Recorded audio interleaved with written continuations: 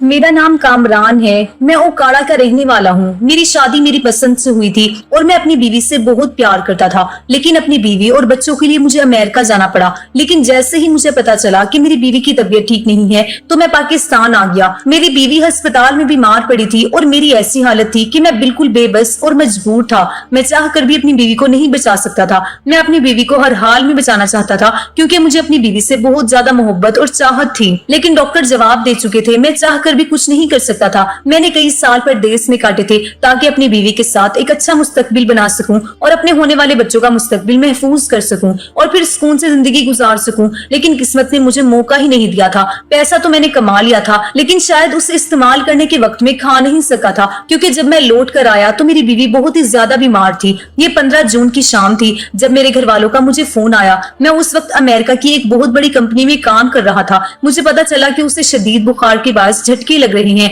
मेरी माँ ने मुझे फौरन पैसे भेजने के लिए कहा था। मैंने जमा करके पैसे तो भिजवा दिए थे, लेकिन मेरा दिल मुतमईन ही नहीं हुआ था। मेरा दिल बहुत परेशान था। मुझे अजीब सी बेचैनी का एहसास हो रहा था, जैसे कुछ बहुत बुरा होने वाला हो। इसलिए मैं खुद भी अगली फ्लाइट से वापस आ गया था और काफी दिनों से मेरी बीवी से राब्ता नहीं हो सका था, क्योंकि वो बहुत ही कम मुझसे फोन पर बात करती थी। मैं भी फोन करता तो बहुत मुख्तसर सी बात होती थी। वो मुझसे सिर्फ यही कहती थी कि आप वापस कब आएंगे। उसके एक सवाल पर आकर हमारी बात खत्म हो जाती थी, क्योंकि मैं उसे बता चुका था कि मैं अगले 7 साल तक अभी वापस आने वाला नहीं हूँ। फिर भी वो बार बार यही सवाल दोहराती थी। शायद यही वजह थी कि हमारे दरमियान राब्ता बहुत कम हो गया था, क्योंकि उसके पास इस बात के अलावा कोई बात ही नहीं थी। मैंने उसे बहुत दफा समझाया था कि मैं हर साल 1 महीने की छुट्टी पर तो आ सकता हूँ, लेकिन नौकरी छोड़कर आना मेरे लिए मुमकिन नहीं है। और वो शायद मुझसे खफा हो जाती थी। पता नहीं क्या बात थी कि वो फोन काट दिया करती थी। मैंने भी परेशान होकर उसे फोन करना बहुत कम कर दिया था। इस बार जब मैंने उसकी बीमारी का सुना और वापसी की फ्लाइट ली तो मैं सोच रहा था कि अब मैं दोबारा अमेरिका नहीं आऊंगा। ऐसी मुश्किल नौकरी है,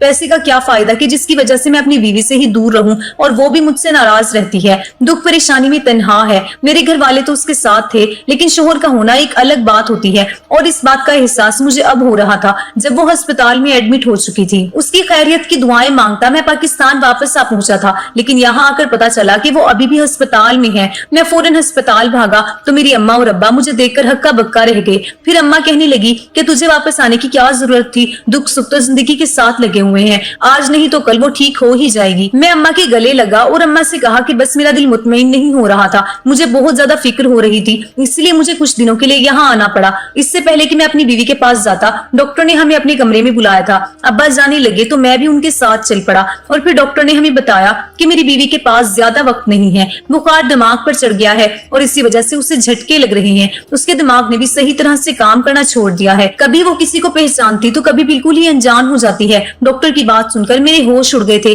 मैंने डॉक्टर से कहा कि ये आप क्या कह रहे हैं, मेरी बीवी तो अभी कम उम्र है और अच्छी भली है, एक बुखार की वजह से आप ऐसा कैसे कह सकते हैं। डॉक्टर अफसोस से कहने लगे, मामूली नौयत का बुखार नहीं है, आप लोगों को समझना होगा, दुआ करें बस, बाकी जिंदगी अल्लाह के हाथ में है, हम सिर्फ इलाज कर सकते हैं। डॉक्टर की बातों ने मेरे पैरों से जान निकाल दी थी। मैं बहुत मुश्किल से कदम उठाता अपनी बीवी के पास पहुंचा था। जैसे ही मैं उसके सामने गया तो वो मुझे फौरन पहचान गई। उसने कामरान कहकर मुझे पुकारा और फिर मेरा हाथ पकड़ लिया। मेरी आंखों से आंसू बह रहे थे क्योंकि मेरी बीवी को ऑक्सीजन लगा हुआ था। ना जाने कितने बरनोले उसके हाथों पर लगे हुए थे कि उसके हाथ जगह जगह से नीले पड़ गए थे, आंखों के नीचे हल्के थे और चेहरा सदियों का बीमार लग रहा था। मैं अपनी बीवी को हंसता बसता छोड़कर गया था, लेकिन अब जब मैं 3 साल बाद लौटा तो उसकी हालत देखकर मेरी रूह कांप गई थी। मैंने फौरन उसका हाथ पकड़ लिया और कहा कि जल्दी से ठीक हो जाओ, देखो मैं तुम्हारे लिए वापस आ गया हूँ। मेरी इस बात पर उसके चेहरे पर एक पल के लिए मुस्कुराहट आई थी। फिर काफी देर की खामोशी के बाद उसने जो बात कही वो सुनकर मैं लरज उठा।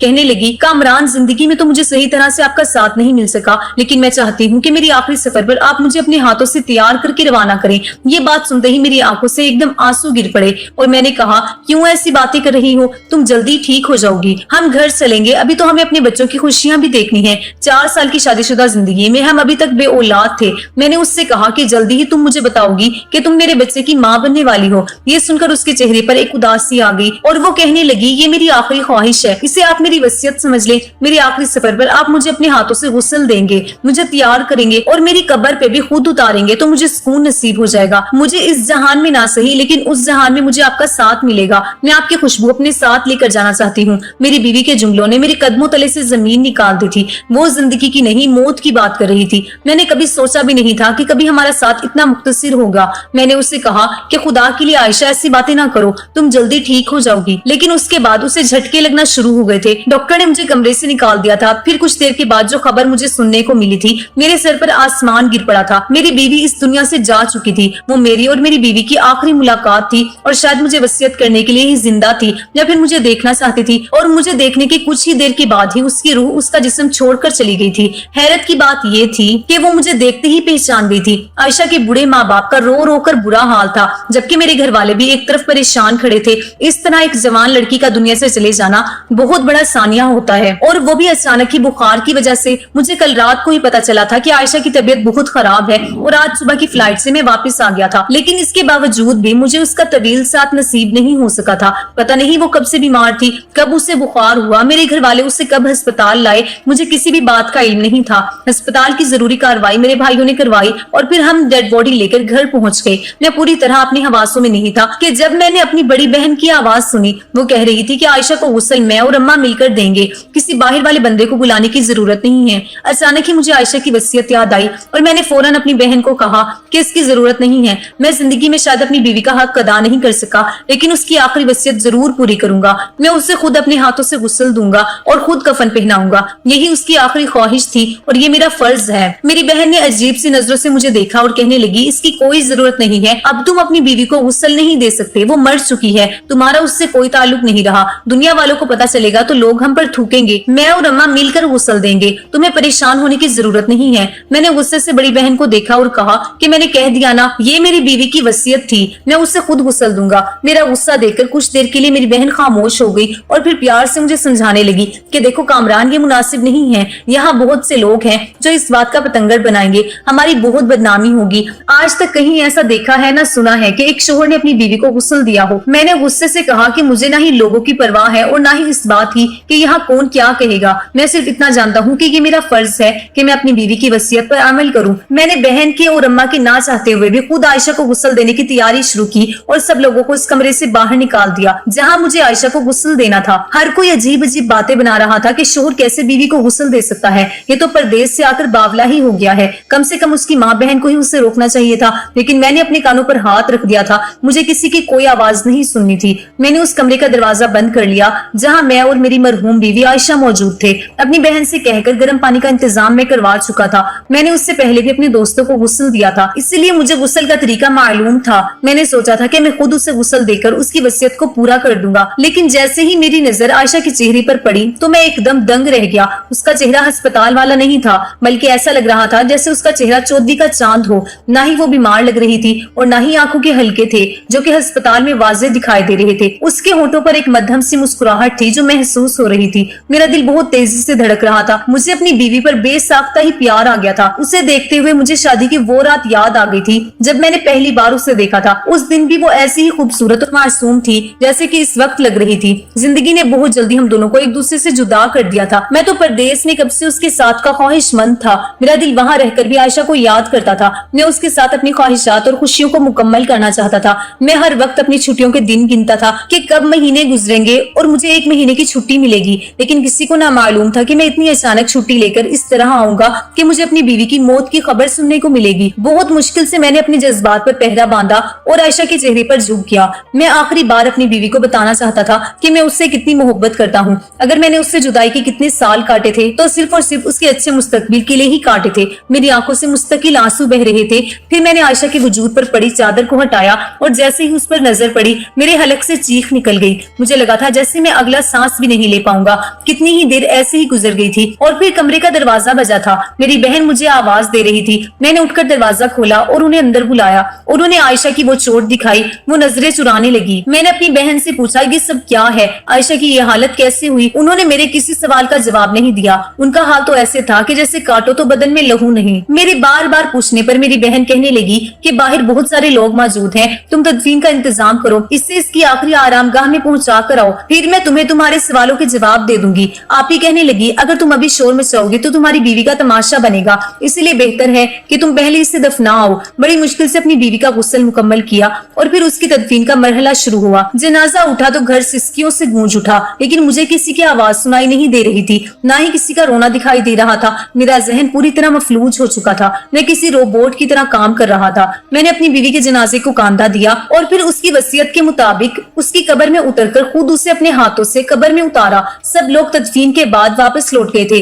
लेकिन बहुत देर तक मैं अपनी बीवी की कब्र पर बैठा तिलावत करता रहा। और फिर मेरे भाई ने मुझे सहारा दिया और कहने लगे अब घर चलो, रात होने वाली है। मैं अपने भाई के सहारे घर लौट आया। मैंने आप ही से कहा कि मैं एक एक लफ्ज सच सुनना चाहता हूँ। आप मुझे बताएंगी कि मेरी बीवी के साथ क्या हुआ था। इससे पहले कि आप ही कुछ कहती, अम्मा कहने लगी कि कुछ भी नहीं हुआ था, खाम का छोटी सी बात का पतंगड़ मत बनाओ। तुम्हारी बीवी का वक्त लिखा था, वो इस दुनिया से चली गई। अब इसके लिए क्या माँ बहनों से सवाल जवाब करोगे। अम्मा की बात सुनकर मैं हैरान रह गया था। मेरी बीवी मर गई थी और अम्मा हर बात को मामूली कह रही थी। मैंने आप ही की तरफ देखा तो आप ही की आंखों से आंसू बहने लगे। अम्मा ने घूर कर आप ही को देखा, जैसे वो उन्हें खामोश करवाना चाहती हूँ, लेकिन मेरा जबरदस्ती करने पर आप ही ने जो कुछ बताया वो सुनने के बाद मेरे लिए सांस लेना भी मुश्किल होगी। कितने ही लम्हे मुझे अपनी समातों पर यकीन नहीं आया था। आप ही कहने लगी आयशा बहुत ही अच्छी और नेक लड़की थी। शादी के बाद जब तुम पहली दफा उसे छोड़ कर गए तो वो बहुत ज्यादा रोने लगी थी। हर वक्त यही कहती कि वो तुम्हें वापस बुला लेगी। पहले पहल तो अम्मा ने उसे समझाया कि अगर तुम वापस आओगे तो घर कैसे चलेगा, लेकिन उसका यही कहना था कि वो तुम्हारे साथ जिंदगी गुजारना चाहती है और इसीलिए अम्मा ने उसके साथ बुरा सलूक करना शुरू कर दिया। अम्मा जानबूझकर उसे तुमसे बात ही नहीं करने देती थी और अगर तुम दोनों बात भी करते तो अम्मा उसके सर पर सवार हो जाती। मैंने कई दफा अम्मा को समझाया कि इस तरह मियाँ बीवी के दरमियान आना मुनासिब नहीं है, लेकिन अम्मा को यही खौफ था कि कहीं तुम इसकी मोहब्बत में वापस ना आ जाओ। अम्मा के लिए तुम्हारी कमाई बहुत जरूरी थी क्योंकि तुम्हारी कमाई से पूरा घर चलता था। ये बात तो तुम जानते ही हो कि हमारा छोटा भाई कितना निकम्मा है। वो खुद तो नौकरी करता नहीं है और उसकी बीवी बच्चे भी तुम्हारे ही पैसों पर पलते हैं। वो अम्मा का लाडला है और उसी ने अम्मा को ये पट्टी पढ़ाई थी कि अगर तुम लौट कर आ गए तो सबकी अयाशियां खत्म हो जाएंगी और तुम बीवी के गुलाम हो जाओगे। इसलिए अम्मा ने ना ही कभी तुम्हें वापस आने दिया और ना ही तुम्हारी बीवी को सुकून की जिंदगी गुजारने दी, बल्कि वो पूरे घर की नौकरानी बनकर रह गई। लेकिन फिर भी आयशा ने कभी किसी को बुरा नहीं कहा, किसी के खिलाफ आवाज नहीं उठाई। वो खामोशी से सारे घर का काम काज करती, वक्त पर अपनी नमाजें पढ़ती और तुम्हारी वापसी की दुआएं करती। हर बीवी ही शोहर का साथ चाहती है और मेरी नजर में आयशा का मुतालबा गलत नहीं था। वो तुमसे शादी करके इस घर में आई थी और सारे घर वालों की वो मुफ्त में नौकरानी बनी हुई थी और खुद जिंदगी की खुशियों से महरूम थी। लेकिन बात यही खत्म नहीं हुई। जब तुम 1 महीने के लिए यहाँ आए तो अम्मा ने बहुत कम वक्त में ही तुम दोनों को साथ गुजारने दिया। तुम 2 साल बाद लौटे थे, लेकिन फिर भी तुम दोनों मियाँ बीवी को तन्हाई का वक्त मैसर नहीं आया। अम्मी ऐसा नहीं चाहती थी। अगर तुम्हें याद हो तो अम्मा जानबूझकर तुम्हें देर रातों तक अपने कमरे में रोक कर रखती थी और जब तुम वापस जाते तो तुम्हारी बीवी थक हार कर सो चुकी होती थी। तुम उन दिनों में मजीद अपनी बीवी से बदगुमान ही हुए थे और फिर तुम वापस लौट गए। तुम्हारे जाने के 3 महीने के बाद पता चला कि आयशा उम्मीद से है। अम्मा ने ये खबर हर किसी से छुपाई और आयशा को खुद ही डॉक्टर के पास ले गई। अम्मा ने ये दिखावा किया कि वो आयशा और उसके बच्चे के लिए बहुत फिक्रमंद है। दरअसल उन्होंने डॉक्टर से कहकर उन्हें ऐसी दवा दी थी जिससे उसका बच्चा जाया हो जाता और फिर अम्मा ने आयशा को जानबूझकर वो दवाई दी थी जिससे उसका हमल जाया हो गया और तुम्हें ना ही उसके हमल का बताया गया और ना ही बच्चे के जाया होने का। अम्मा ने आयशा से कहा कि तुम परदेश में परेशान हो जाओगे, इसलिए तुम्हें ऐसी कोई बात ना बताई जाए और वो तुम्हारी खातिर खामोश हो गई। लेकिन फिर कुछ महीनों के बाद उसे पता चला कि ये सब कुछ अम्मा की वजह से हुआ है। दरअसल वो डॉक्टर उससे कहीं मिल गई थी और उस डॉक्टर ने बातों बातों में उससे पूछा था कि उसने अपना बच्चा जाया क्यों करवाया और तब जाकर आयशा पर यह हकीकत खुली थी कि उसका बच्चा कुदरती तौर पर जाया नहीं हुआ बल्कि अम्मा की वजह से जाया हुआ है और वो यही बात तुम्हें बताना चाहती थी। लेकिन अम्मा ने उस दिन के बाद आयशा के साथ ज्यादती शुरू कर दी, इस डर से कि कहीं वो तुम्हें सच ना बता दे। अम्मी ने उसके साथ मारपीट का सिलसिला भी शुरू कर दिया। वो बेचारी घर का काम भी करती और अम्मा की मार भी सहती। उसके बूढ़े माँ बाप उसे अपने साथ ले जाना चाहते थे, लेकिन अम्मा ने उसे वहाँ भी जाने ना दिया। मैंने अम्मा को बहुत समझाया, लेकिन किसी ने मेरी कोई बात ना सुनी। मैंने हर मुमकिन कोशिश की कि आयशा को इन हालात से बचाऊं, लेकिन नाकाम रही। मैं शादी के बाद गाँव में अपने घर में रहती थी। मैं कभी कभार यहाँ आती तो आयशा को देख के मेरा दिल जल उठता था। आयशा बस मारपीट की आदी हो गई थी। वो अपने हालात से राजी हो गई थी क्योंकि उससे मालूम हो गया था कि वो लाख मिन्नतें करे लेकिन तुम वापस नहीं आओगे। और फिर दिन रात घर के कामकाज करते करते उससे बुखार हो गया।